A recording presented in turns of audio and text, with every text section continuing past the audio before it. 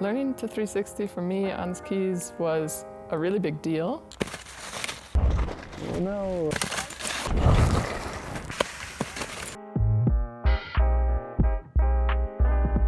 To me, that trick was the pinnacle of like what I could achieve on skis. I never considered I would do anything more than that, and I didn't really know there were other tricks above that, or I didn't know what they were called. I knew they were happening and pros were doing them, but I didn't think anything past the 360 was manageable for me. And I just thought it would be the coolest thing ever to learn a 360 on skis. Yes, Chelsea! Woo! Hi, my name is Chelsea, and this is my 3rd year freestyle skiing. All right. Oh, after that guy.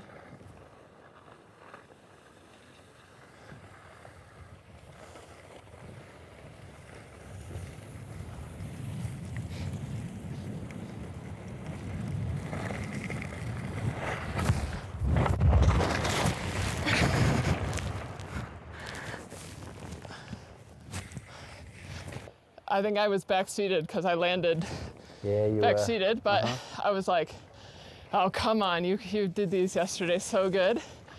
And I just felt like pressure in the boots on the in-run.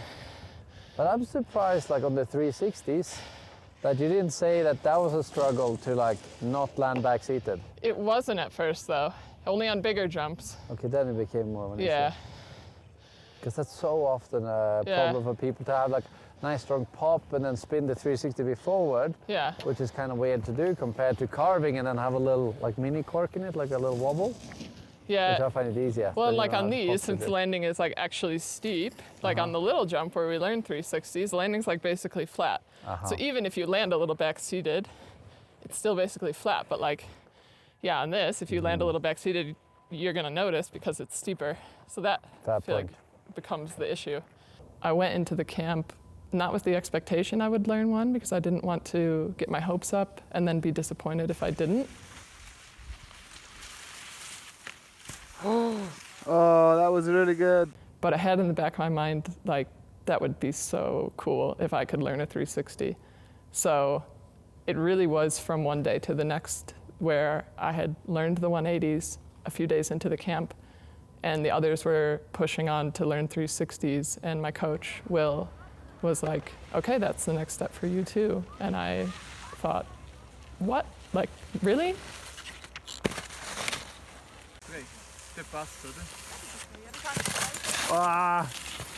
I don't remember so much like the technical things that I was focusing on. I think it was really basic. It was just keep looking around, like just keep looking and you'll get there. I think it really did happen within a day of trying it. But I remember the feeling when I got my first one, and I was really, really stoked about it. And actually a friend of mine happened to film it from underneath the jump. So the angle is terrible, but I recognized in myself like the emotion there after I did it. And I like did a big fist bump and they were cheering for me. Yes!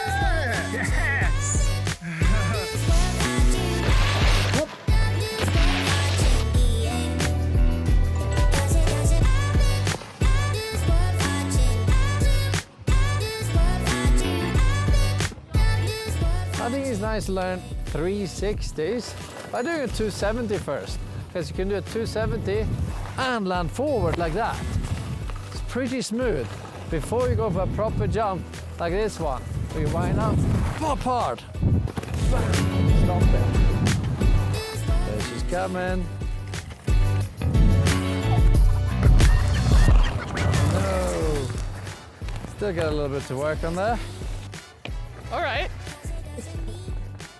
Didn't feel terrible. The bigger challenge in it was mentally. Like the jump from doing a 180 to the 360 felt like very intimidating. Go, go, go, go, go! I think what helped me the most in doing it was watching the others do it and having the encouragement from the other guys, because it wasn't just, oh, I saw him do one, so I know I can do one. It was, oh, I saw him do one. I talked to him afterwards down at the lift, and he said, like, oh yeah, it was easier than I thought. Like, they gave me encouragement just by explaining how they had done it, it made it seem less intimidating to me.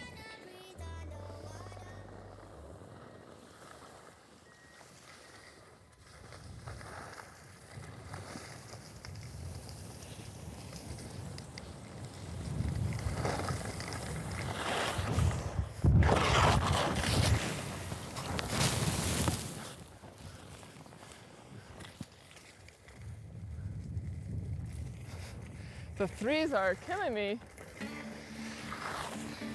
Gotta work on that pop and learn to really, go forwards. I was Or- thinking about it. Strategy 2, learn to carve them, Yeah. tuck and just have a little wobble. Then you don't have to pop as well. I like carved threes. I started learning them at a camp a while back, and they were really nice. Like, nice as in enjoyable, not nice as in technically good. Well, they are extremely enjoyable. It's maybe one of my favorite tricks, top 3. As we can see with Chelsea, she's still landing occasionally a little bit back-seated. And that often comes from that she can't quite combine rotation with popping. A nice pop, it brings you a little bit forward. And then you got to combine that with rotation. And you can practice this in the ski boot simply with a good wind-up. Then you just twist a little bit by the hip, a little bit more by the shoulders and arms far out. This doesn't help, but far out, and then you just go for it, something like this. Yeah, the drills we were doing before learning the 360, I remember we were on a very flat slope and we were just, from the very basic learning when to pop, right? Like standing in our boots, not even on our skis, popping, and then popping over a ski pole. And then I remember doing slope spins. Sweet. All good?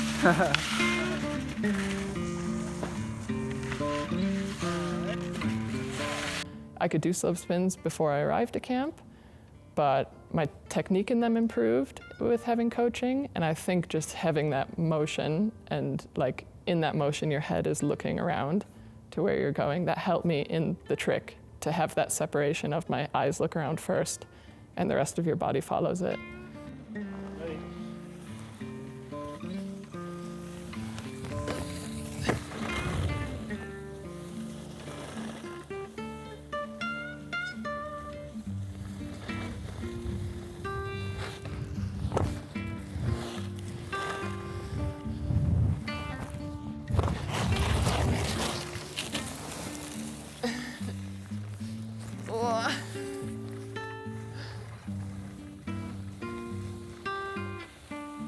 So that was my 5th 360 attempt today, and I didn't land any of them, even though I know I can do 360s. And yeah, some days it's just like that. So I'll work on them a different day and not beat myself up about it. I did bigger tricks than that today, and I'm happy with it. Yeah, learning a 360 was a big aha moment for me that, oh wow, like I achieved the thing that I thought was the pinnacle, and I can actually go further.